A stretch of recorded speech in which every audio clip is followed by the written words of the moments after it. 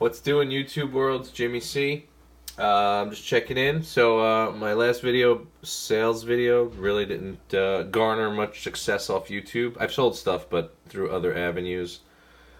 I got a better shot selling Hershey bars to diabetics, I guess, than selling on YouTube. I guess it's not the venue for me. Anyway, let's kick it off. I don't have much, but I got a couple of things. So I went to a show recently, a local show. I got this. The guy threw it in. I bought some stuff off him. He throws in some stuff for free. I would love the artwork to this. That's pretty cool, but I'm not big on Crazy magazine. I grabbed this mouse guard. I'm not sure. It's winter 1152. I'm not sure of the order of if this is the first or whatever. So I grabbed. And then I got a bunch of these. I don't know if they're worth anything, but I'm just cool to thumb through. I got them for like $2 a pop. Issues of Dragon. This is like the Dungeons and Dragons magazine from back in the early 80s. This is the coolest cover, I think, of the ones I grabbed. I looked on eBay. They go for like $5 to $10 a piece, maybe. Nothing to write home about. Just like cool to read, and like it just instantly transports you back in time to this era. And like, the people who read this, it was back then. It's like comics. It was not looked down on, but it wasn't like publicly popular. So the dragons and fantasy shit was even more underground. So just some cool stuff to thumb through and have a day. This is another cool cover. Last but not least, this one I grabbed. He had a sealed Dungeons and Dragons module, and I grabbed it. I already sold it on eBay. If you ever see sealed Dungeons and Dragons modules in the wild, buy them, because they go for big money. I bought one for $5. I sold it on eBay for $110, pretty fast. So that's look, the other thing he threw in. Look at this, Gateway to Adventures. This was a catalog to buy shit from Dungeons and Dragons way back when. So this is all the stuff they had. I guess it's not that old if it's saying 2010, 11. My bubble just bursted. I thought this was an old one from way back when, but I guess it's not. I don't know. Anything I grab from this guy, I just feel like it's old, but I don't know, is it? It says 1980, so I think it is old.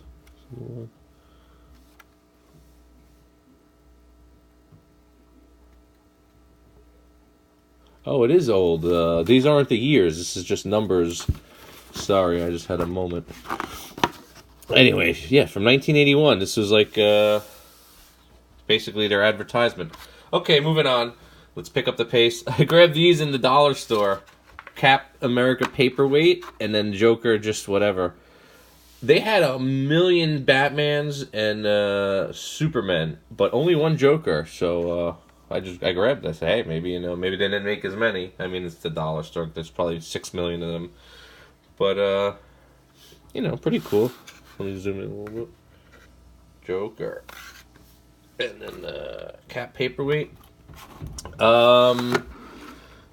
Wanted to show, what, I've had these, but I figured, let me spotlight. I only have Golden Age, you see more and more people are getting into the Golden Age. I only got 4 Golden Age slabs, and I've had them for a while. It wasn't like I just picked them up, but I just figured let me show you guys. I got My Personal Problems, number 1. I got this over 3-4 years ago. I bought a bunch of books on eBay, and the guy just threw this in for free. I thought it was a cool cover. The cover was striking.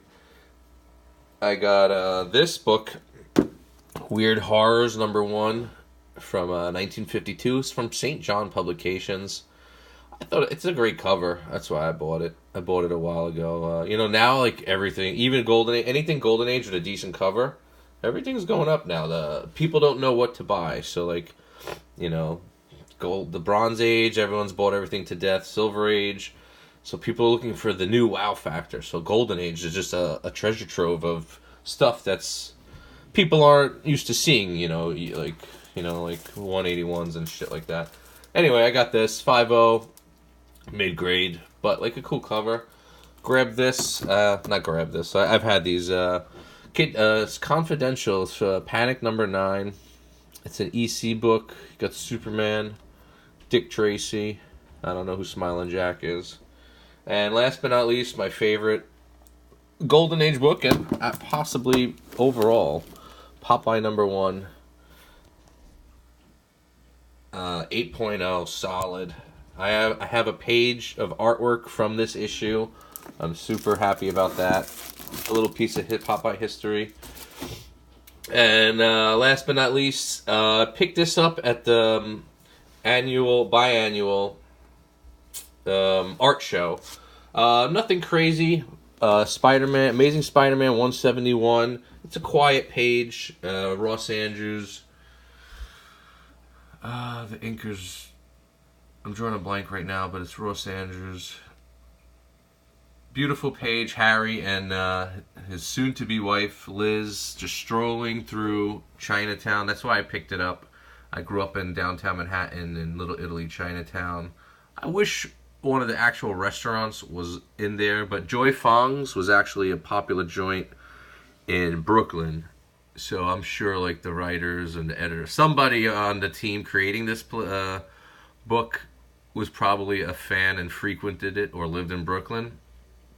So, but yeah, they're just talking about dating and going, what's going on. He's dealing with his therapist, fighting the goblin, his urge to be the goblin. It's a quiet page, no Spidey. I spent a little more than I should have, but I just wanted to leave with something, and you get caught up in it.